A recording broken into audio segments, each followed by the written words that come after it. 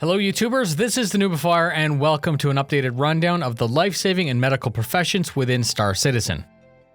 It's July 2018 and we just got an updated medical working document with the release of the RSI Apollo. This information was derived from many 10 for the Chair episodes, the Endeavor concept Q&A, official literature such as Death of a Spaceman, Healing Your Spaceman, and Medical Gameplay 3.2 from the Shipyard. I've linked everything in the description for you, and these videos have an actual ton of time invested in research, so if you got something out of it, please do me a solid and pass it on to a friend or orgmate. Let's begin. Humans are fragile, and we get damaged very easily. Space as an environment is the polar opposite of hospitable. Every aspect of space is actually trying to kill you. Extremes in heat and cold, radiation, vacuum, and on top of all of those, other players who are going to try to kill you for no reason.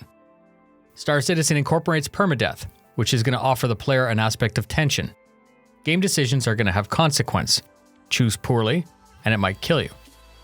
The true and unforgiving permadeath mechanic that was originally planned would be realistic, but that would have likely appealed only to a very narrow group and may have actually prevented most players from enjoying the game. And then even worse, in certain situations such as racing, where even the very best pilot crashed frequently, there would need to be one hell of a payoff to have players risk it all. Because permadeath is still incorporated in the plan, we need search and rescue and a robust medical gameplay. With a game set like this in the future, we can assume that medical technology has come a very long way. Could it be believable that a player could eject into space and then be recovered unharmed? 100 years ago, getting shot in the stomach was pretty much a death sentence. Today, it's not uncommon for people to survive such a trauma. The original document clearly outlined the intent of having degrees of death, and this was called the degrees of damage.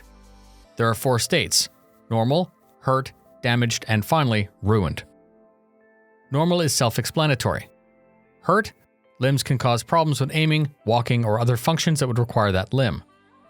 Damaged limbs are useless and the player can't use them unless they get patched up and taken to medical aid.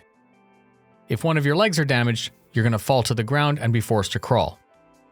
Ruined limbs are so damaged they could be considered missing. Even after medical attention, the limb is too far gone and it's going to need to be replaced. According to the original document, there were a total of 10 areas that can take damage on your character. Each armor leg has 2 zones for a total of 8 plus the head and the torso. Dragging mechanics were demoed, however, we haven't heard much about it for the last 4 years. The original concept for dismounted gameplay included a robust set of equipment ranging from medpacks, evacuating to safety before bleeding out, or stabilizing teammates so that they can continue to fight. Equipment choices will behave like classes in Star Citizen. Unlike some other games, you can choose to play the medic just by equipping a piece of medical equipment. The player can currently self-administer an Oxy or MediPen found at several stores around the PU. The next logical step would be to allow one player to administer aid to another who's in very bad shape.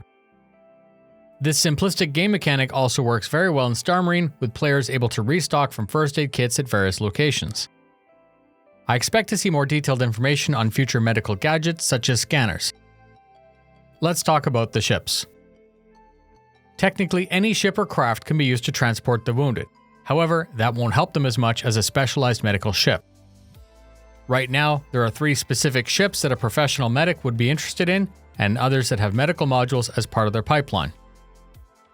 The Cutlass Red, the RSI Apollo, and the Endeavor Hope. The Cutlass Red was confirmed as the basic ambulance search and rescue ship with a single Tier 3 bed. The brand new RSI Apollo is the mid-level clinic ship, but with its modularity, it can provide a mixture of all 3 tiers. The Hope-class Endeavor with its medical modules is the next level up. A Role 4 hospital frigate. The reworked Cutlass is one of the best ships in the game, and I can't actually wait to see how the sliding doors are going to be incorporated into this Role 2 mobile ward. The original Red had an extra crew member, a modified turret, and a configuration geared towards saving lives. Specialized gear for towing and grappling, better searchlights, and internally, what you'd need to stabilize the injured on the way to a better facility. The new Apollo is a slick ship with low crew overhead, extended duration, recovery drones, and modularity. On paper, it seems to be able to do everything a Cutlass Red would do, but a little bit more deliberately. It being a larger target might ensure that we still need the specific capabilities of the Red. The Hope-class Endeavor is another modular ship, but its modules are tailored for medical gameplay. The recovery wards, surgical theaters, and the best tech are going to provide better quality and a better level of healing. If a player needs a replacement limb, the Hope will likely be the only place to get that specialized rehabilitation. It was also said that the Hope owner can act as a mobile spawn location within the universe. Correctly placing that ship is going to let injured players receive rehabilitation and carry on with a replacement ship that's delivered to the hangar. If your player's in such bad shape and you're not able to continue, the original plan was that you would be given an option to wake up in a nearby Hope with a medical bill. The Endeavour has a substantial hangar module, which on concept was said to be able to hold 2 Cutlass Reds. Recently on Reverse the Verse, there was talk that the Apollo might be able to operate from the bay as well. Some other ships can offer elevated medical care, most are based on medical modules. The Caterpillar's medical capabilities were teased throughout its long development on 2 ship-shaped segments on Around the Verse. The modules that I want to talk about are the ones that are for saving lives. I think the operating room module, when released, may offer the same level as the Endeavour. The proposed module was a 2-story combo lab and operating room. By equipping barracks or a dedicated recovery room, you'd have place for the medical staff, recovering players, and the walking wounded. So that means that the Caterpillar, depending on how you had it configured, might become a mini Hope. Other ships like the Modular Carrack and the Icarus were specifically singled out as having limited medical capability. The original documentation laid out how death would be handled. With better technology, it would be possible for you to be badly injured and then restored.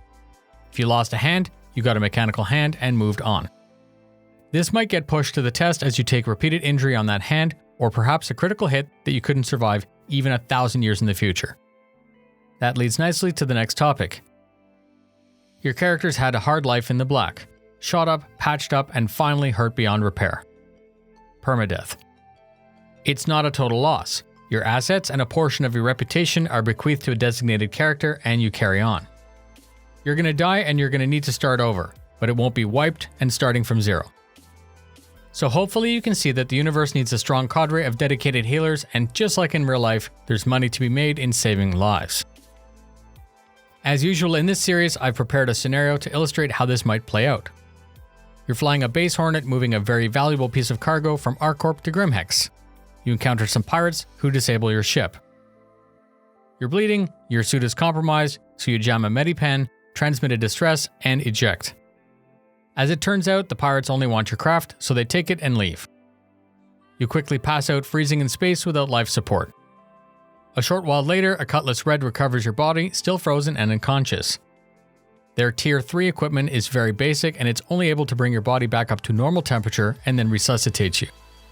The crew realizes that you have a ruined hand and transports you to a Hope-class Endeavour.